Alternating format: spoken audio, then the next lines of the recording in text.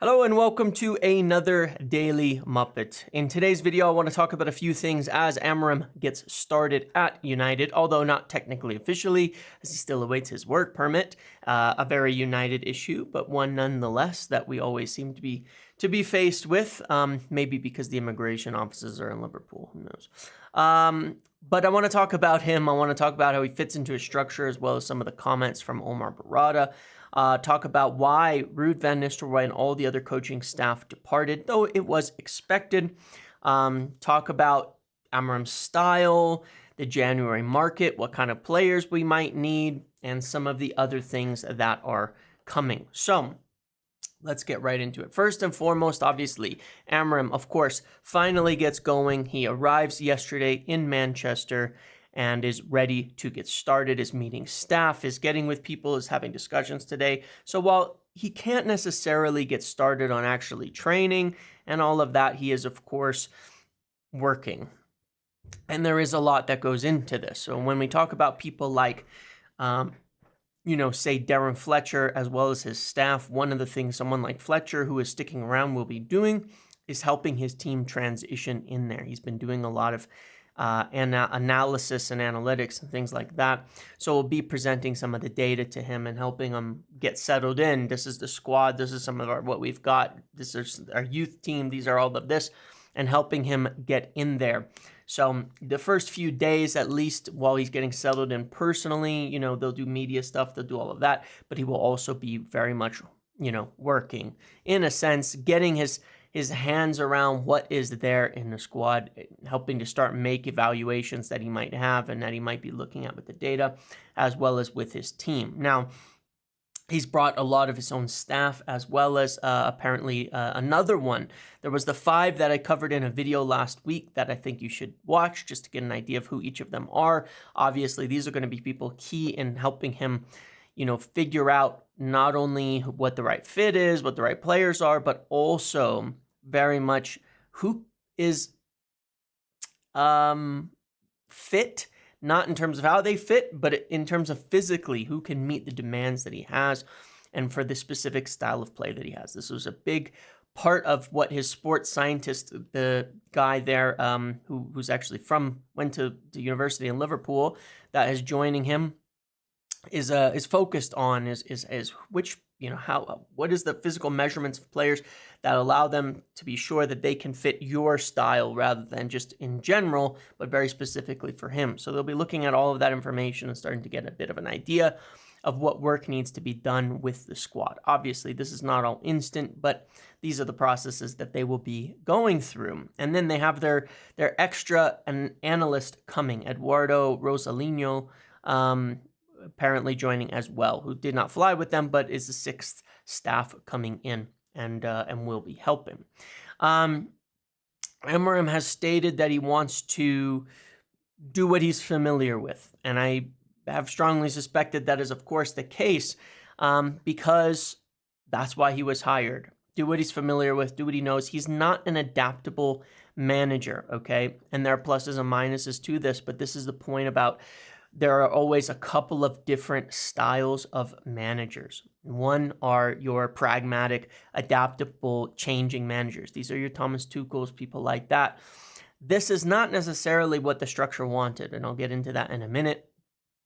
Ten Hag very much was. I think a lot of people saw him as a system manager when really he was a pragmatic manager, and he would change his style constantly year to year to fit the players rather than setting up his style and system and getting the players into it. We saw that, and that was part of the frustration. Now, with Ruben Amorim, you're picking somebody here bringing him in who has played a pretty stringent, specific, and exact style of play now for 3-4 years without much change, and he has adjusted himself and fixed problems and things like that, but he's always played his way and made the team fit into that. And so, of course, you would expect that that is what he's going to do here, and his comments really said that as well. Now, Fabrizio also said the same thing, which is good. I mean, whether that's his own, I didn't watch the video myself, whether that's his own info or whether it was from, just his assessment of the comments and things, fair enough.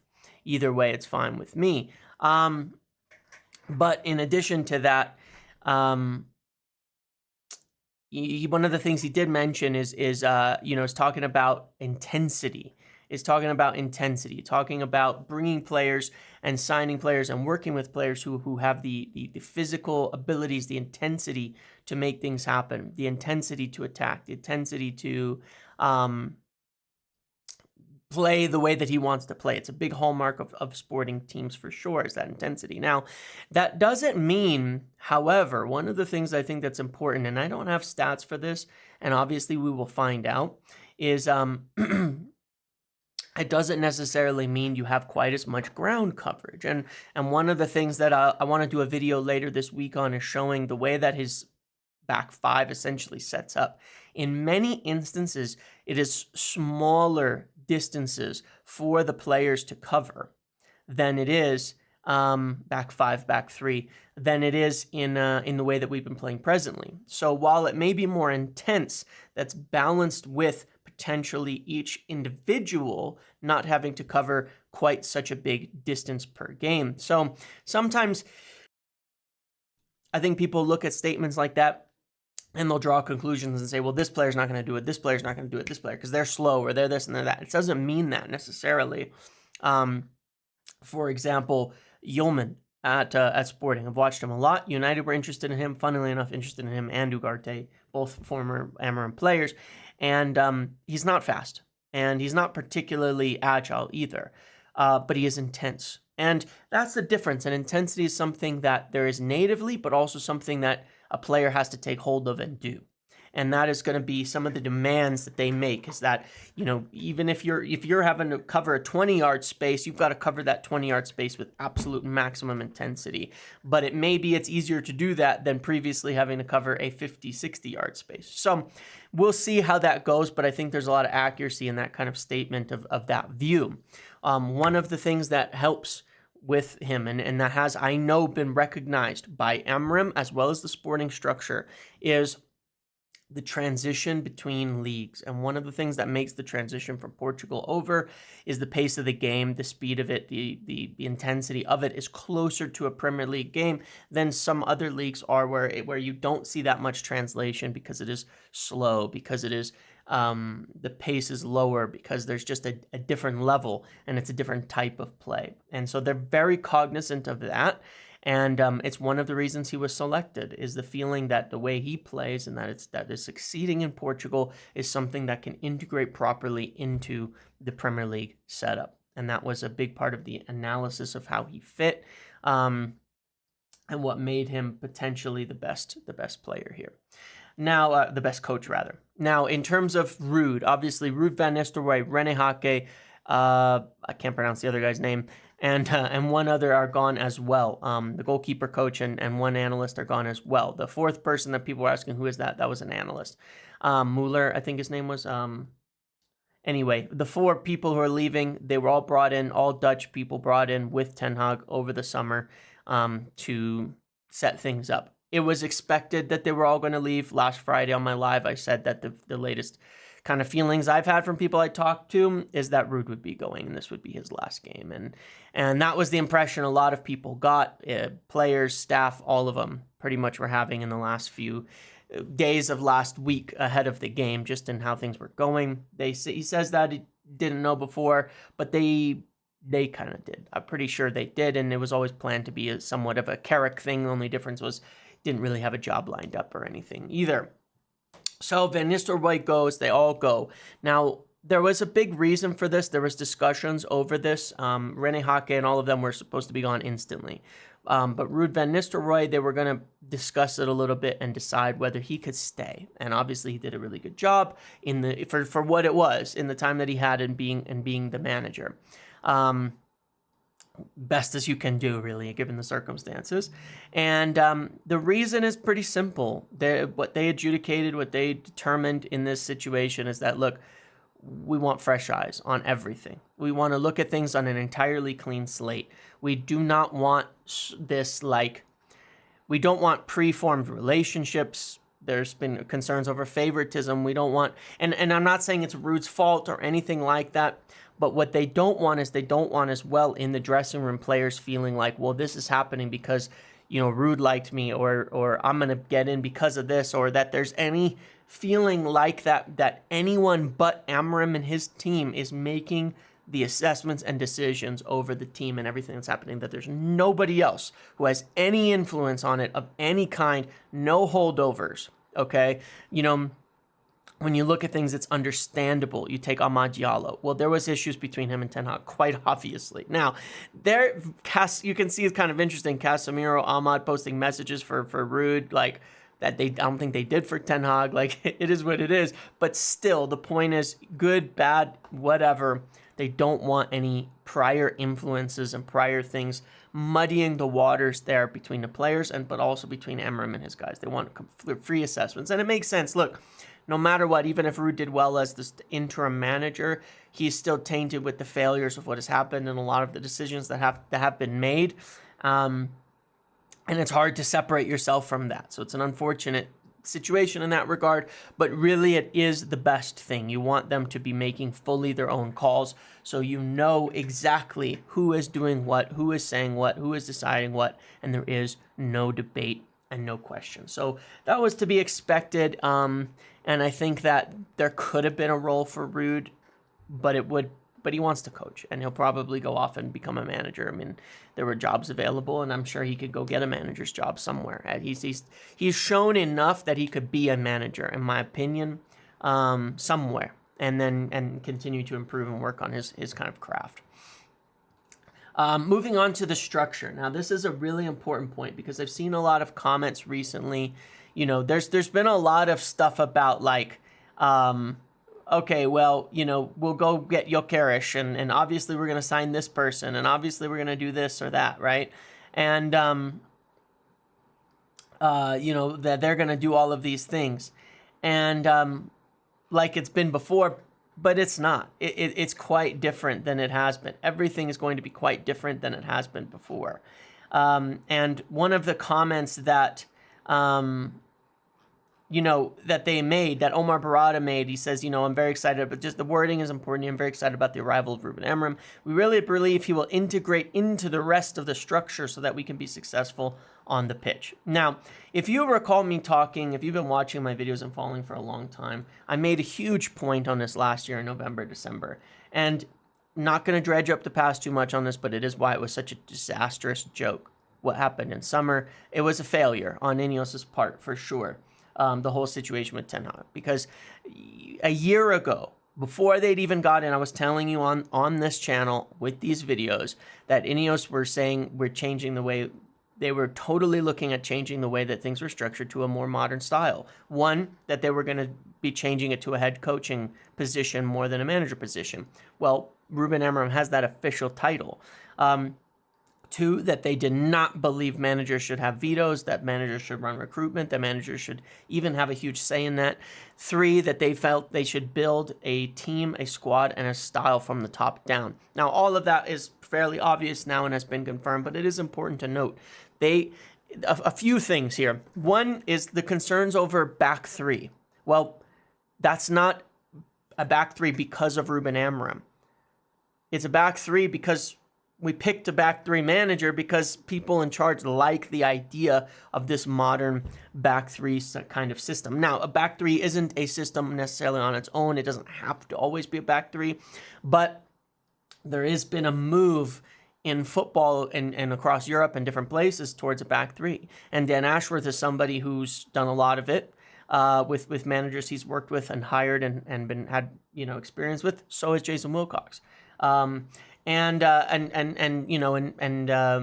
City had their struggles specifically with the back three with Pep Guardiola and all of that. So, these are the types of things, the style of play. It's not a concern. We're going to build a team for Amorim. What if it doesn't work out? So what? We didn't build a team for Amorim. We built a team for a style. Amorim, they feel, is the best guy to do that.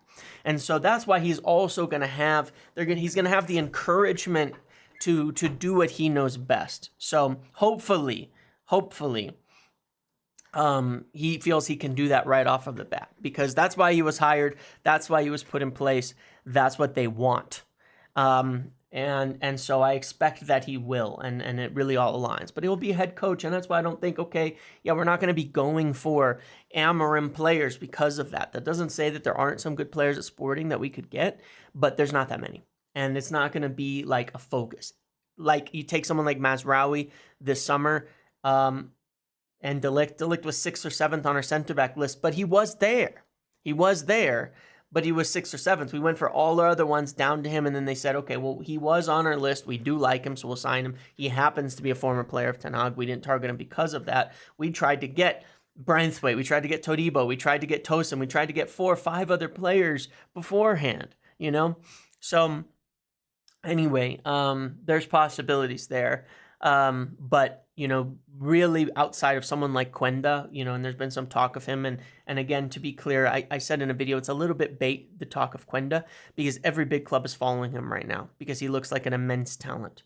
Immense talent. And so keep an eye on that one. But mostly, you know, obviously the former relationship would help us if we decided to go for him. But it's more like everybody's following him. But it's not going to be Ruben Amorim, oh yeah, this is what I want. So as I've said before, one of the things he's set to do as part of this structure at the moment as head coach, one of his responsibilities then when it does come to recruitment, and he does have a responsibility there, is assess the team and say, okay, these are the players I feel can fit into the way we want to play, and here's the players who can't, that we would be fine to move on with, and here are the where we really don't have players at all, and where we need more signings, and that's going to be his job. You know, that's going to be his job between now and January, and it's not impossible for something to happen in January. So let's talk about that for a second. I've said this before about January in specific, that they want to make deals. I said this before Ruben Amorim was in, because as I understand it, again, you think about this overall structure, even when Ten Hag was there, they wanted to move forward. So you had silly people saying, oh no, well, Eriksen's playing every game, so there's no way that they'll let him go.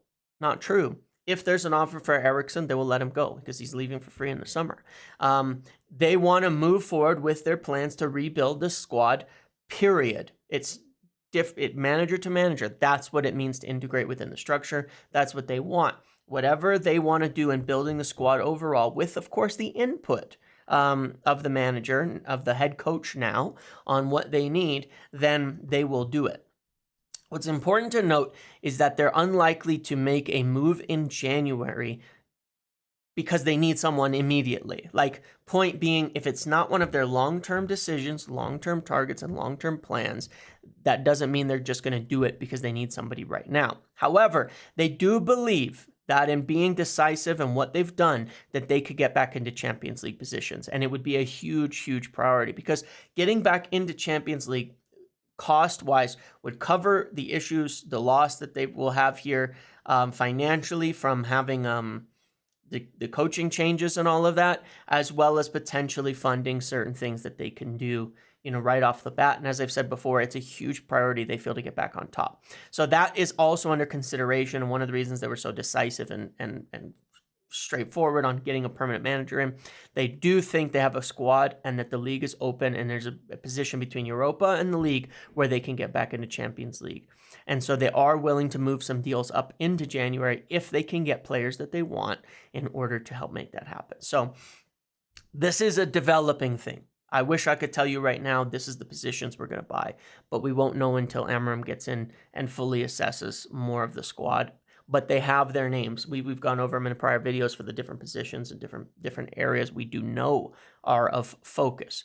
Now, fitting within this intensity, physicality aspect as well, because they know that that is a big part of the reason things failed under Ten Hag is the inability to assess that properly, predict it, and prepare for it.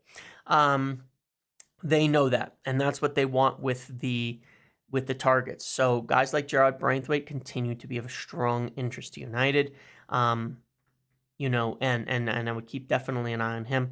You know, and then there's these other young players and such that we've talked about, Chris Rigg, Nippon, Mastantuono, who would fit. But again, you know, when we look at the lineup, and one of the things I want to do this week as well is do like a depth thing. Someone asked for this, like a full depth thing, so you can look at the squad planning when they're in, when they're out of contract, how much time is left, so we can say, okay, yeah, we're definitely needing players in there.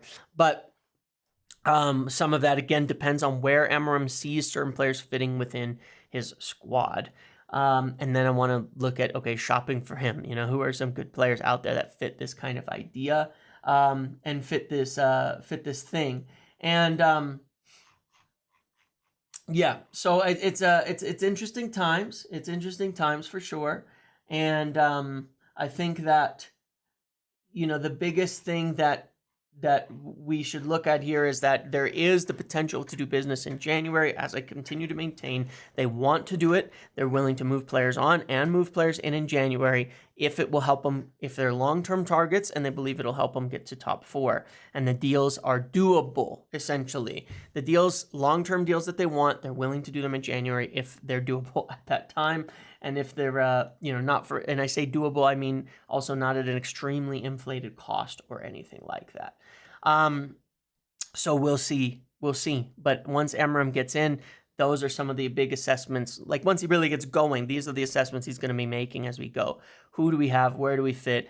And then, depending, of course, on things like injuries, if some people can stay healthier.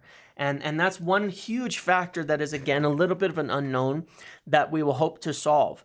There is 100% a causality between Ten Hag and the injuries. 100%. There just is. At least in the sense that logically, from the standpoint of what causes injuries and creates injuries, there are things being done that are not making sense, that would lead to more injuries. And Amorim has his own guy in there to make these assessments, to fit this, to check this, to test the squad. But I do believe that it's going to be a bit different in terms of the way that they work.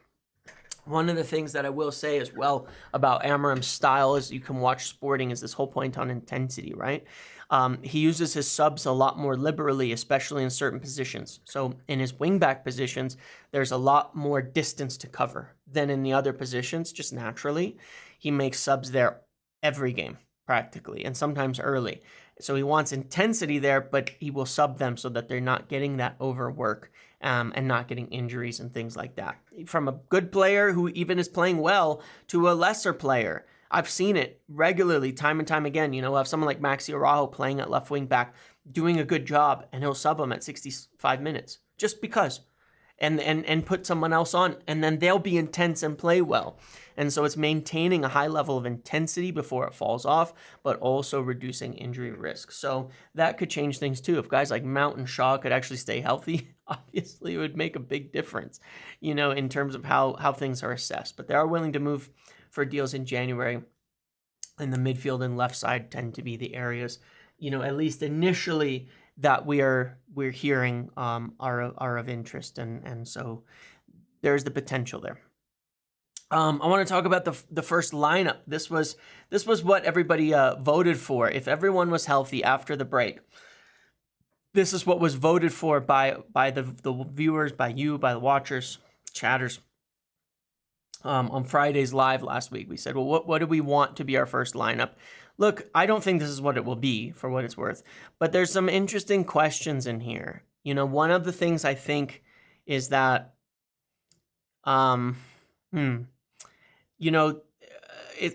biggest question is what we do with all our forwards and attackers, right? I think that you've got a pretty, Casemiro could obviously play in here, regardless. I think there's certain things that are easy. Casemiro, Mainu, and Ugarte in these positions. The center back situation and goalkeeper situation is easy. Beyond that, I honestly, we have no idea yet. I've seen a lot of people saying, that we'll probably run like this. And I get that. I don't think this will work. When you consider the way that he views his wingbacks, attacking players who start the attack. That's how he sees them. I don't think this is a good attacking balance for him. Essentially you have 5 defenders and 3 midfielders and only 2 forwards. He doesn't really play that way. He more often will play with 5 attackers or 4 attackers. So it's very curious. This doesn't have one of the hallmarks of an Amorim team is the swarming of the box. They always have 3-4 guys running to the box at minimum at all times. This does not scream that, because these are players who float around the middle, around the edge of the box. This doesn't look that way to me. And so it may be what he does, but I'm not sure it'll work. And I think that's where the tricky solution is that, especially this Bruno Ahmad balance of how do you fit them all in to the team properly? Do you throw some wingers out wide then and have them do it and work their way into it? That might be the answer at the end of the day, is running, Garnacho and or Rashford here, Garnacho here, Bruno here, and Ahmad here. It could be the answer. But these are all the major questions that we don't know. This is what people voted for. Again, I would be extremely surprised. This with Rashford here. This is what people voted for. I'd be extremely surprised if this is what we play. Not that it's a bad team. I think this is a great team. But we will see. Whether he doesn't play Bruno or something, I think is semi-unrealistic with the form he's in and communication and all of that.